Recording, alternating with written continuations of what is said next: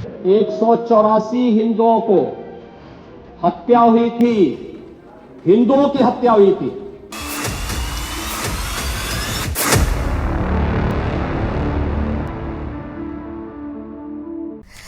नमस्कार, रण क्षेत्र देख रहे हैं आप। आपके साथ मैं हूं लावनी विनीत। बहुत खास मुद्दे के साथ एक बार फिर आपके बीच आ चुके हूं।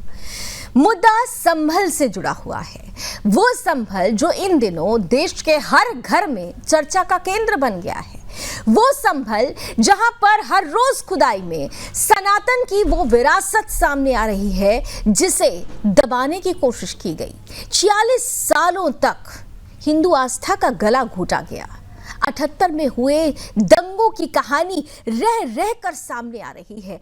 इस पर सियासत सरगर्म है। अपने अपने तरीके से राजनीतिक पार्टियां तमाम बयान दे रही हैं, इंटरप्रेट कर रही हैं इस पूरे मामले को। लेकिन जिनकी बात होनी चाहिए, जिनकी दर्द का एहसास होना चाहिए, उनकी बात अगर राजनीतिक पार्टियां कर लें तो शायद संभल का समाधान भी निकल आएगा।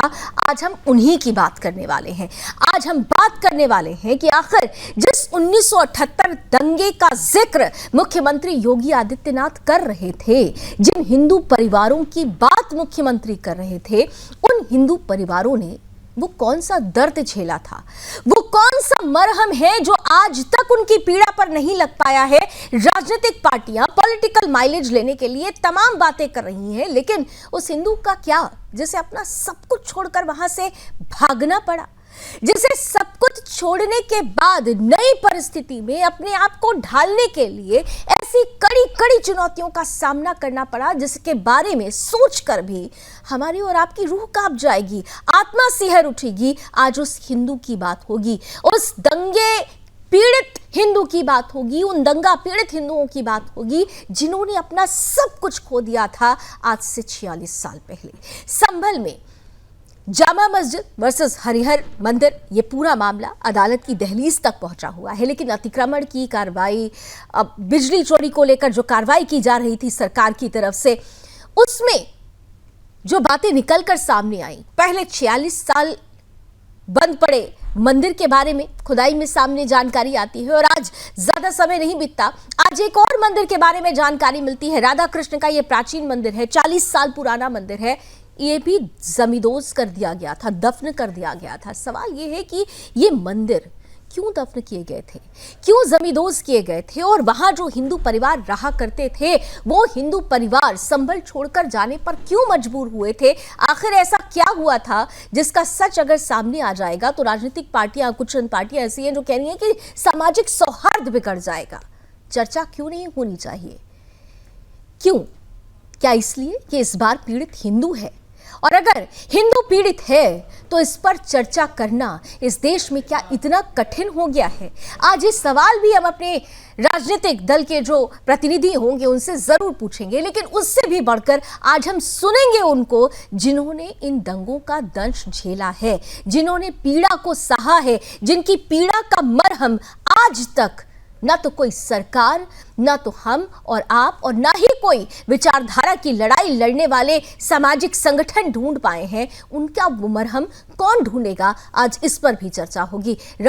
हम रण क्षेत्र की शुरुआत करें, आज के अतिथियों से आपका परिचय कराएं। उससे पहले आइए जरा आपको वो रिपोर्ट बता देते हैं, दिखा देते हैं जो ये चीख चीख कर कहेगी कि संभल दंगों से आगे हिंदू आखिर क्यों भागे।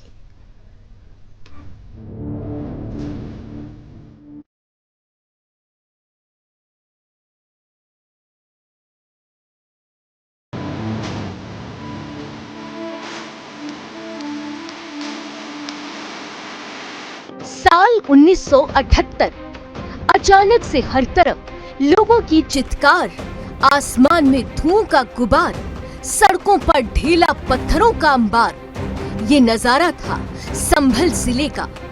इस दंगे को हुए 46 साल बीत चुके हैं, लेकिन जिन पर ये दंगा बीता है वो आज भी इसको याद कर सिहर उठते हैं। जहां केवल हिंदू रहा करते थे, अब वहां कोई नहीं है।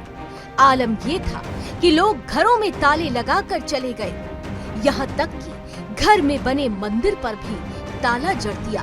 हालांकि ये ताले अब एक के बाद एक करके खुल रहे हैं, लेकिन संभल के इतिहास के कई पन्ने अभी खुलने बाकी हैं।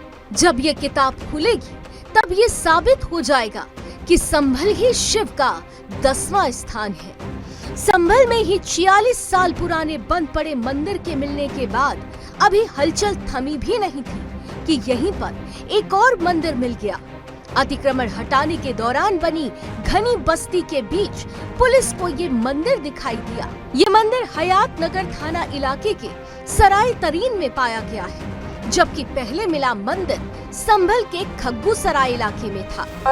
जब मैं 8वीं में पढ़ता था शंकर स्कूल में, उस समय जो है यहाँ गुड़बाजी और सब हुई थी और सब दुकानें फूंक दी गई थी। सन 78 का बलवा भी देखा है।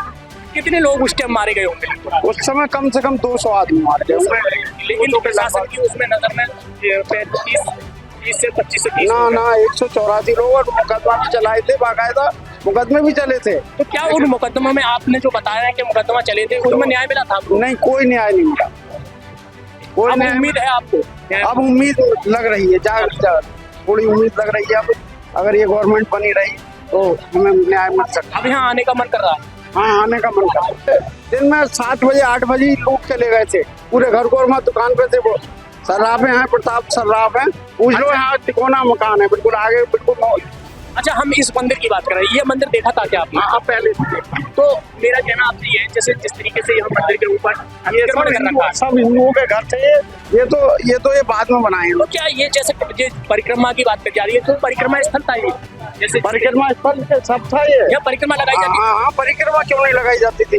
ये सब पूरा इन्होंने तोड़कर देखो ना, आगे देखो। अब ये मंदिर के ऊपर तक बना हुआ है और इससे ज्यादा क्या बस को जान सकते हैं। वहाँ हमारा और मंदिर ये बहुत साल पुराना है, बहुत साल पुराना है। क्योंकि मतलब जब लोगों से यहाँ पे मालूम पता चला था तो वो लोग बताते हैं कि ये बहुत साल पुराना मंदिर है, मगर ये सब घेर लिया है। मतलब चारों तरफ से मकान चारों तरफ से बन गए। तो अब ये बता रहे थे कि इसका परिक्रमा लिया जाता, अब नहीं ले सकते।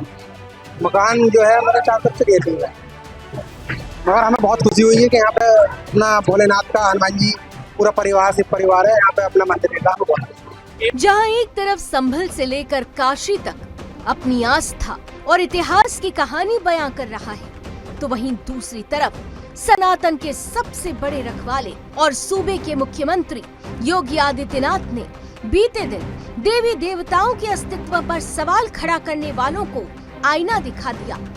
साल 1947 से लेकर 1996 तक संभल में हुए हिंदुओं पर अत्याचार और 209 सनातनियों की मौत का हिसाब भी मांग लिया।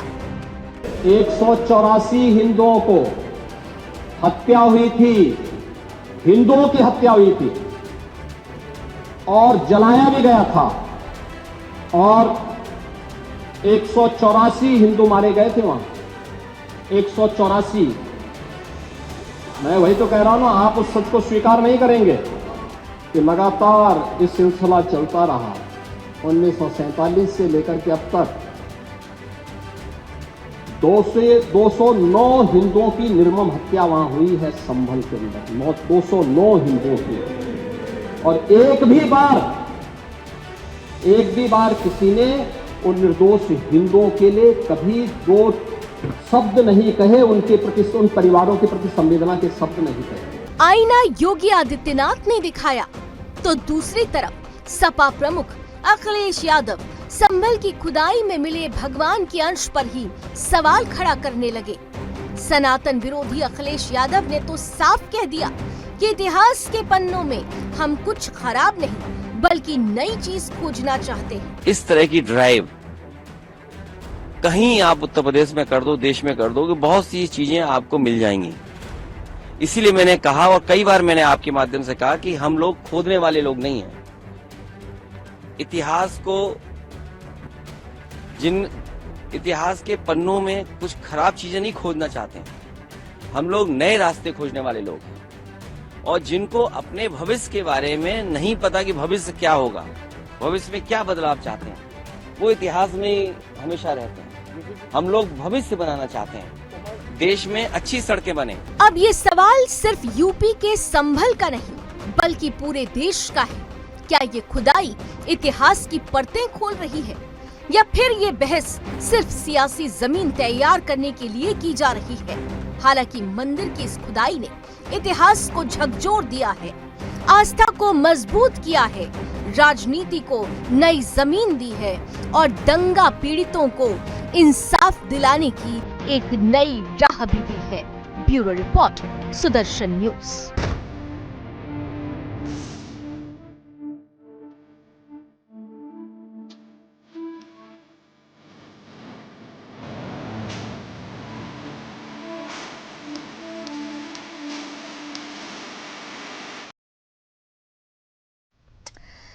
तो इंसाफ न्याय दिलाने की एक नई राह भी एक खुदाई दे रही है, लेकिन न्याय क्या मिल पाएगा या सिर्फ ये जो परिस्थिति बन रही है ये फिर एक राजनीतिक रंग ले लेगी?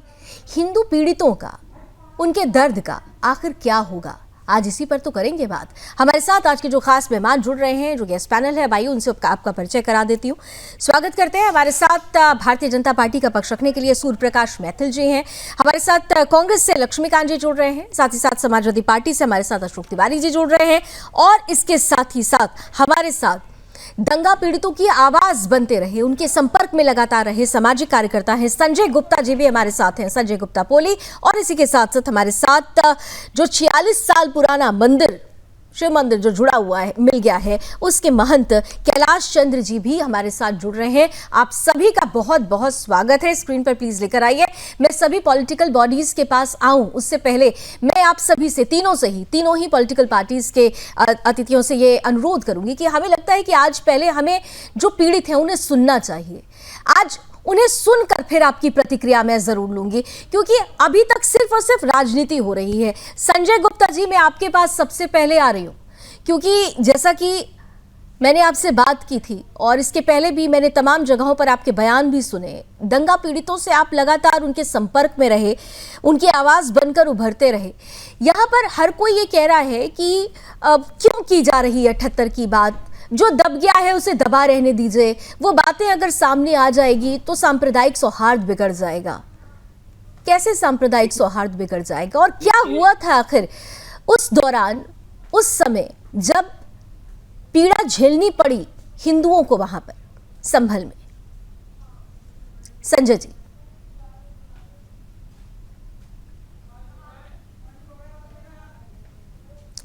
संजय जी, क्या आप तक मेरी आवाज पहुंच रही है?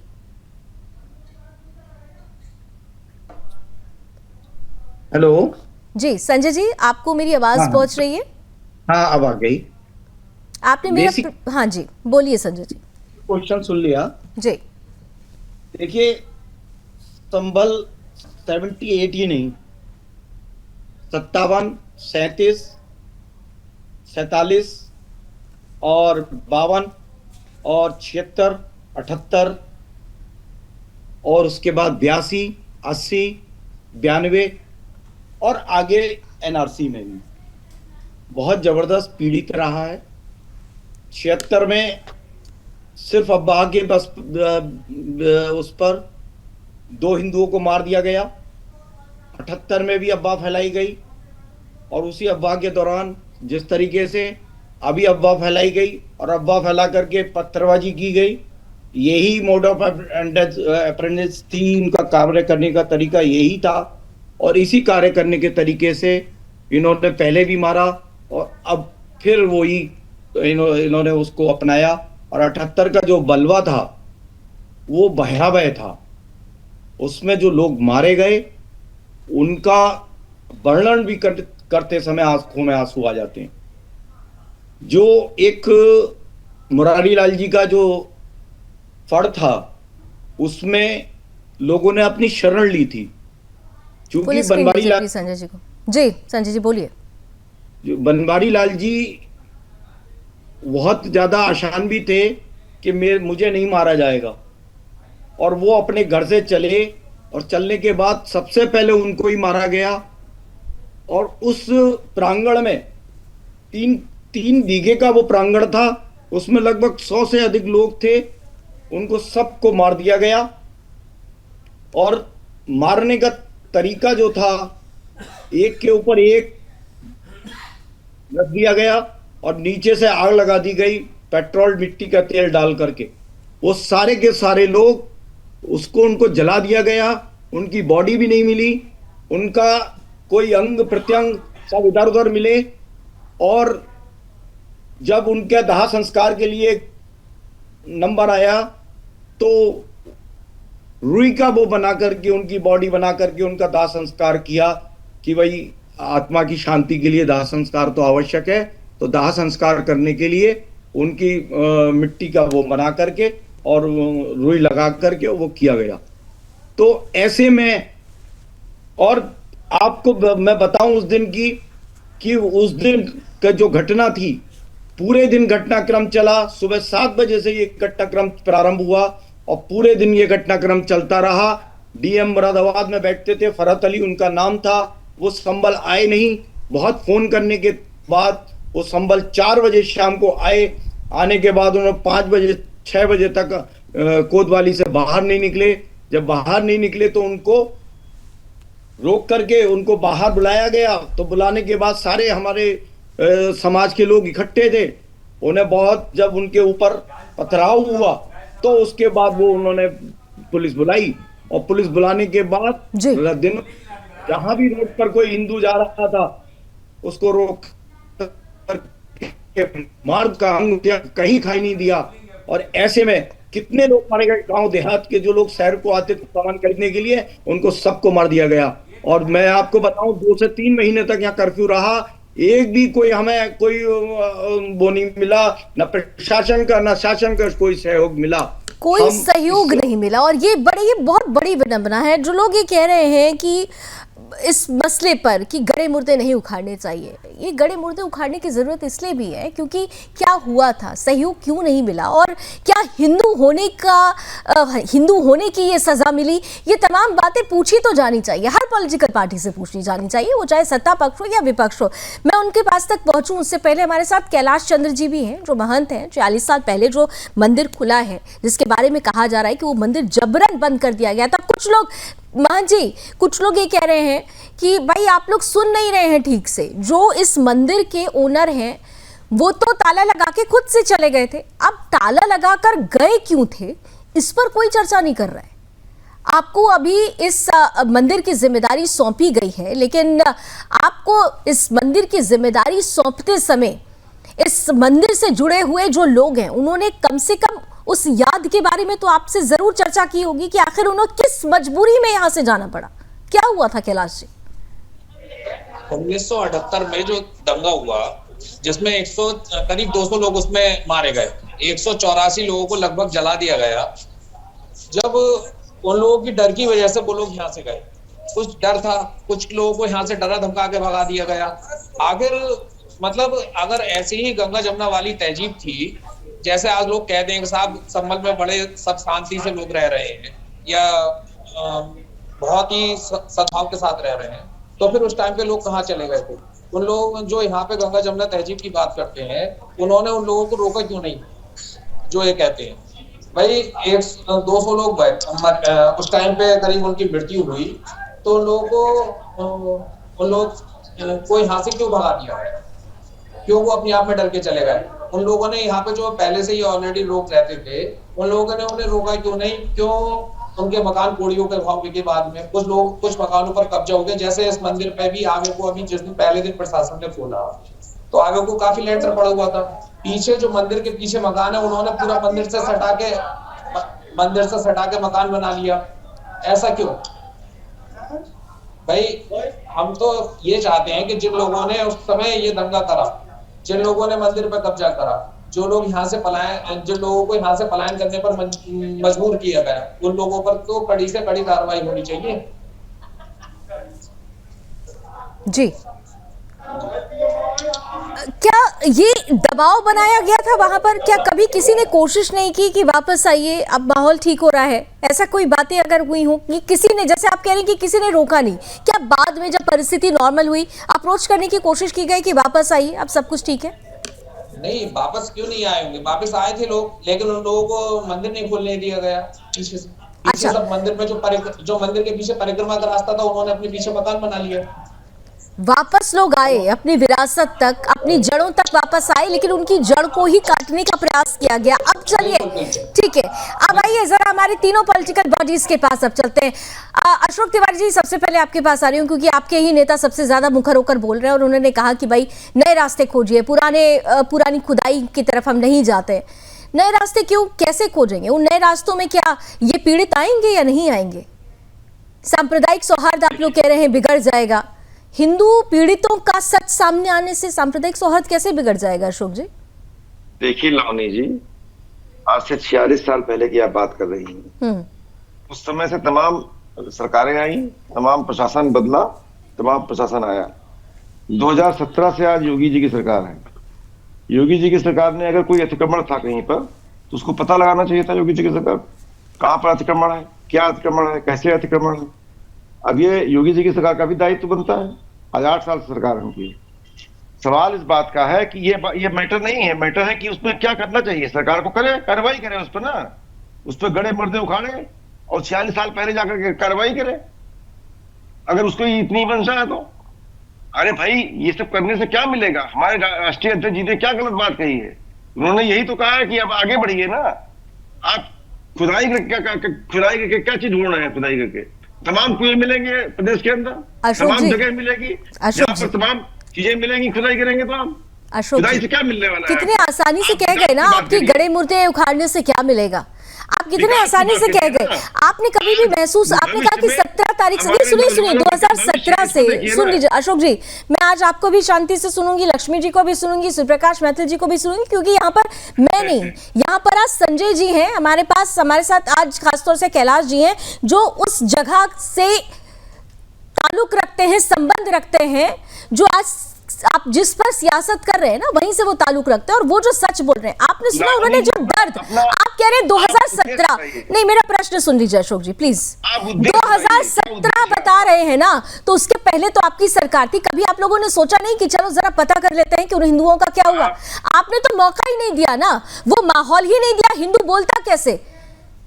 आप उद्देश्य बताइए ना, आपका उद्देश्य क्या है? 17 से योगी जी की सरकार है, 17 से क्या कर रही है योगी जी? नहीं तो उद्देश्य, आप अगर हिंदू पीड़ितों का सच सामने आएगा तो ये उद्देश्य नहीं है कि वो सच सामने आए। जो हिंदू पीड़ित है उसके बारे में दुनिया को पता चले, ये क्या गलत हो जाएगा? ये नहीं होना चाहिए क्या? कोई हिंदू पीड़ित है, उसकी आप बीती दुनिया के सामने नहीं आनी चाहिए। पूरे प्रदेश की खुदाई बना लिया, पूरा प्रदेश को खोदिए, खाली विकास न कीजिए। क्या गलत हो जाएगा? अच्छा अगर खुदाई हो भी रही है तो क्या गलत हो जाएगा? नहीं अशोक जी, खुदाई हो रही है तो गलत क्या हो जाएगा? इसमें गलत क्या है? समस्याएं, किसानों की समस्याएं जस की तस बनी रहे, नौजवान भटकता रहे, नौजवान अपने पिछड़ों का हक मारा जाए, दलितों का हक मारा जाए। यहाँ भी तो हक ही मारा गया है ना अशोक जी। यहाँ पर बैठे हुए हैं 2 लोग, वो यही तो कह रहे हैं ना प्रशासन ने सुना, ना सरकार ने सुना, उनका भी तो हक मारा गया है। अरे कम से कम अशोक जी, उन्हें सुनते हुए तो कम से कम आज अपना राग बदल लीजिए। मुझसे तो आप लोगों की बहुत सारी बहस होती है, आज मुझे छोड़ दीजिए। कैलाश जी को सुनिए ना, संजय जी को सुनिए ना, कम से कम उनके दर्द पर जो मरहम लगाना चाहिए उस चीज को तो समझिए। वही तो कह रहा हूँ, जो चीज बहुत पहले की बात है, पहले की सरकारें थी, तमाम सरकारें आई, आपकी सरकार थी ना अशोक जी? तमाम सरकारें आपकी सरकार थी ना, आपकी सरकार ने आंखों पर पट्टी क्यों बांध कर रखी थी? यही तो प्रश्न मैं आपसे पूछ रही हूँ। सरकारें गई, प्रशासन। अशोक जी की बातें मुझे लगता है कि शायद वो पॉज हो गए, उनकी वीडियो ऑडियो में कुछ प्रॉब्लम हो रही है। लक्ष्मीकांत जी आपके पास आ रही हूँ। लक्ष्मीकांत जी, क्या आप लोगों का स्टैंड भी वही है जो अशोक तिवारी जी और समाजवादी पार्टी का स्टैंड है? क्योंकि संभल में हमने देखा था, लक्ष्मी जी मैं प्रश्न पूरा कर लूं प्लीज, क्योंकि हमने देखा था राहुल गांधी जी पीड़ितों से मिलने के लिए जाने वाले थे, बॉर्डर पे क्या हालत हुई थी, हमने सब वो तस्वीरें देखी थी। उन्होंने कभी ये नहीं सोचा कि जाके उन हिंदू पीड़ितों से भी मिल ले जिन्होंने अपना सब कुछ छोड़ दिया हो। कल्पना भी कर लीजिए ना, आप जहां से जुड़े हुए हो उस जगह को आपको छोड़ना पड़े, भागना पड़े वहां से अपनी जान बचाने के लिए, अपने बच्चों की जान बचाने के लिए। वो पीड़ित क्या नहीं है? उनसे नहीं मिलना चाहिए? लक्ष्मीकांत जी बोलूं? हाँ जी जी मैं बोलूं अब? हाँ बिल्कुल बोलिए लक्ष्मीकांत जी, आपको आपकी बात रखने के लिए बुलाया। लावनी जी, पहली बात तो हाँ जी, मैं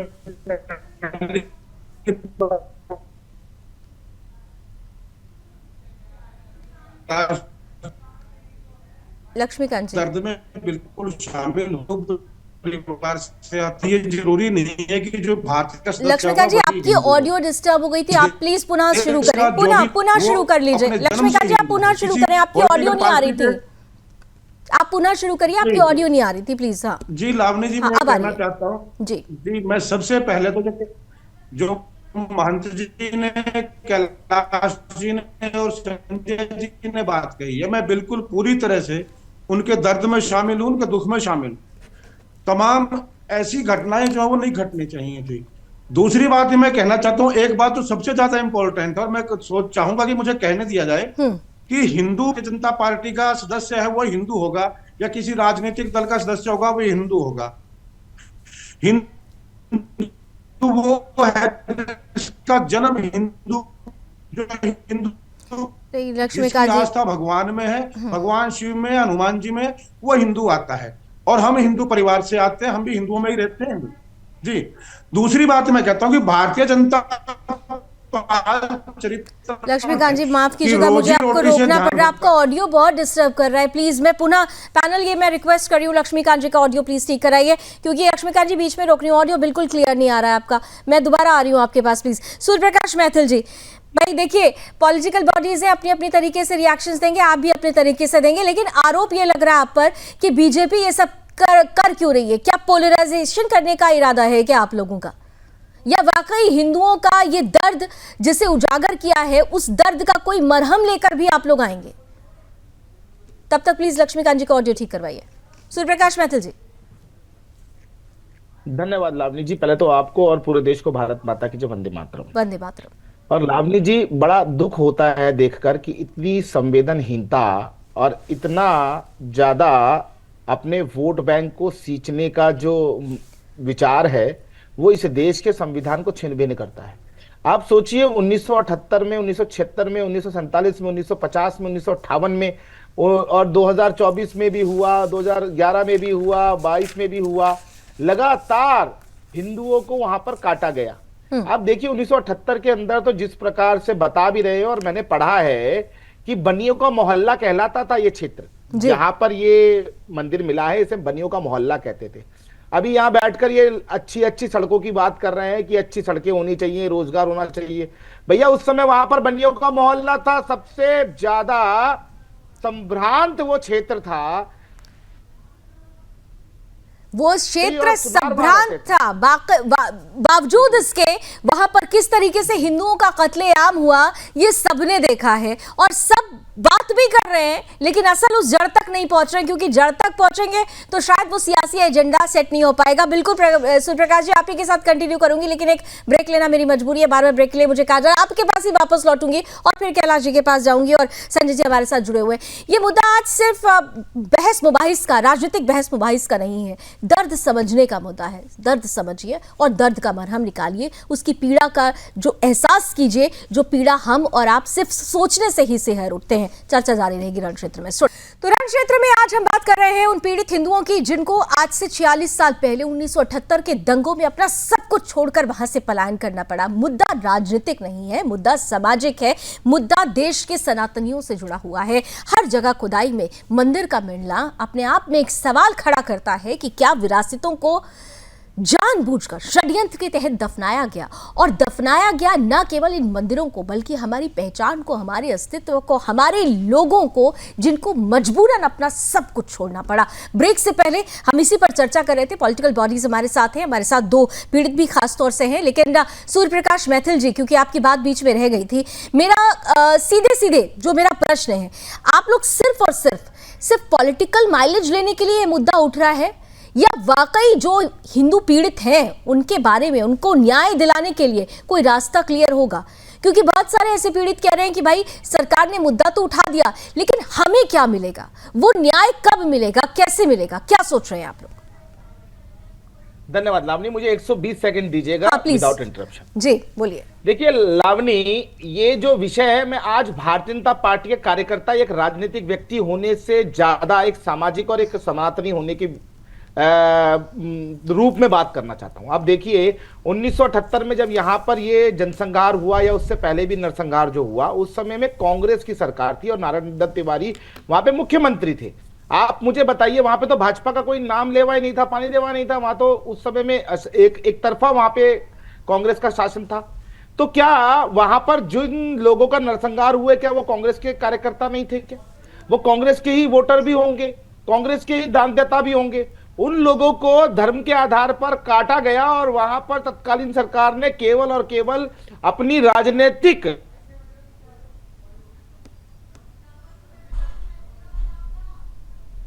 जी,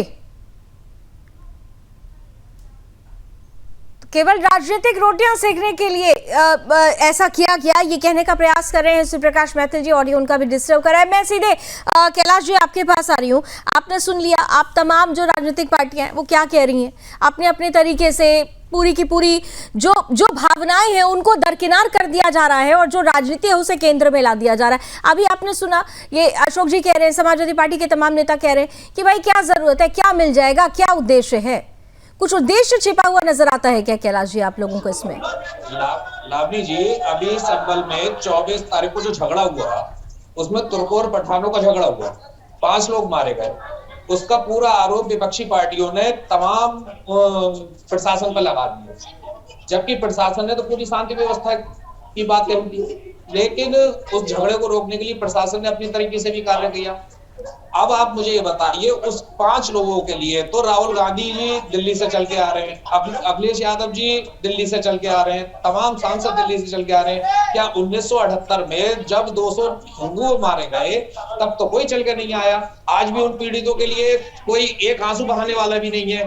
तब की कांग्रेस सरकार ने एक बार भी उन्हें ये नहीं सोचा कि इन लोगों को भी कोई मुआवजा दिया जाए, इन लोगों को भी कोई सरकारी नौकरी दी जाए। उसके बाद में मुलायम सिंह यादव जी की भी सरकार आई, अखिलेश यादव जी की सरकार आई, मायावती जी की सरकार आई, किसी ने एक बार भी उन हिंदुओं के बारे में सोचा?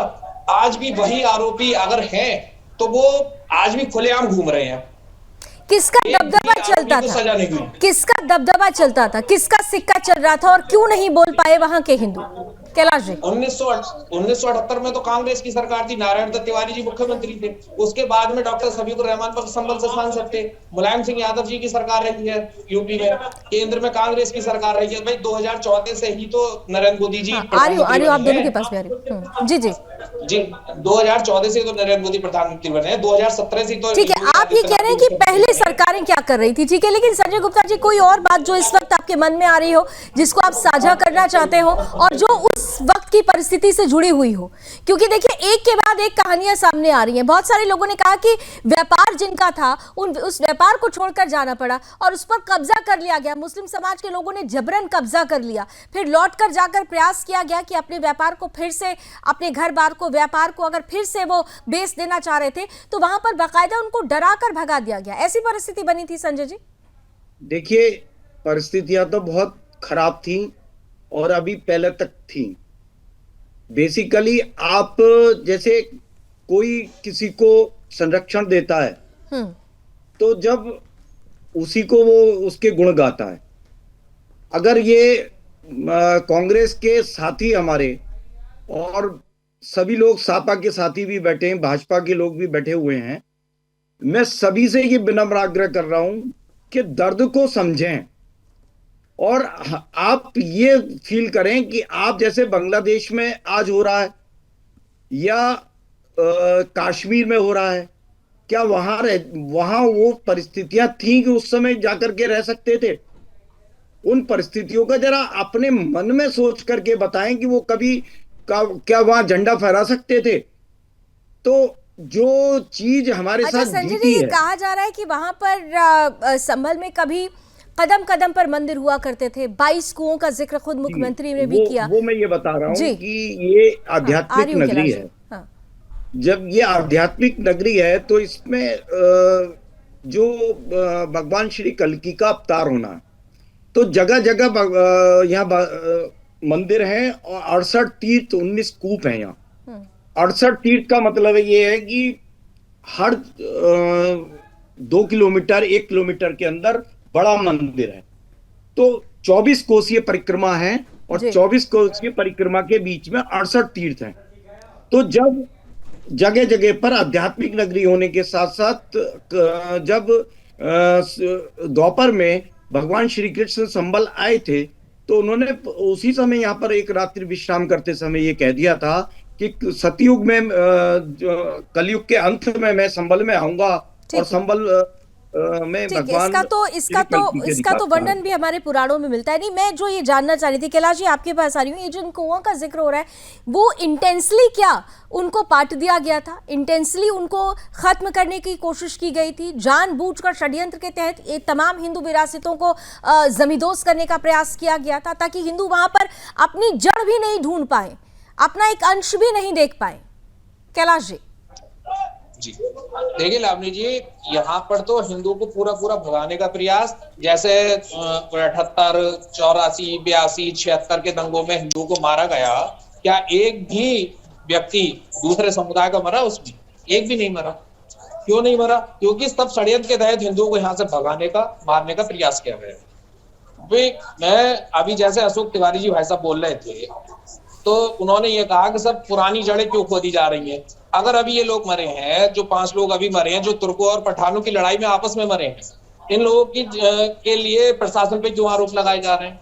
भाई ये तो आपस की समाजवादी पार्टी का झगड़ा है, ये तो आपस में निपटे, आपस में जाके ही विधायक इनके, सांसद इनके, तो ये आपस में जाके लगे। यहाँ पर तो जैसे कश्मीर में कश्मीरी पंडितों का संभल में बुरा हाल हुआ था किसी टाइम पे, उसी टाइम के दौरान ही संभल में भी हिंदुओं का बुरा हाल हुआ है। लक्ष्मीकांत जी आप सुन रहे हैं, कश्मीर में जो कश्मीरी पंडितों के साथ हुआ कुछ वैसा ही यहाँ के हिंदुओं ने झेला। ठीक है कैलाश जी, जरा जल्दी जल्दी आप ब्रेक रिएक्शन ले लेते हैं क्योंकि यहाँ पर अशोक जी भी हैं, लक्ष्मीकांत जी भी हैं, सूर्य प्रकाश जी भी हैं। लक्ष्मीकांत जी आपसे ही शुरुआत कर दे रही हूँ क्योंकि आपका ऑडियो बीच में इंटरप्ट हो गया था, लेकिन आप लगातार सुन रहे हैं ना, 2 लोग बैठे हुए हैं वो कह रहे हैं कि कश्मीर ही बना दिया गया था, कश्मीरी पंडितों जैसे हालात हो गए थे यहाँ हिंदुओं के।